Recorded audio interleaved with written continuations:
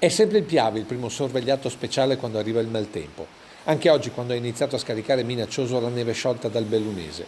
Ai piedi delle campate del Ponte di Vidori impressiona la forza della corrente.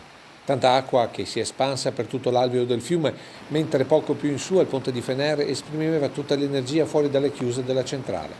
Immagini girate sotto una pioggia non intensa ma continua, che diventava più insistente lungo la Val Cavasia. Ed è su questi torrenti che molte volte si è giocata la partita della gestione delle acque, evitando straripamenti e alluvioni. Alvei che normalmente sono asciutti e vengono attraversati quotidianamente, oggi si presentavano così a chi voleva transitare dall'altra parte.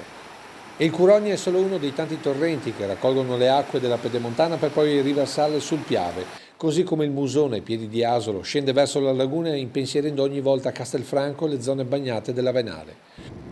Fronte occidentale della Marca e fronte orientale con Livenza e Monticano, che se dovessero essere confermate le previsioni meteo per la nottata potrebbero impensierire non poco chi vive a ridosso delle sponde.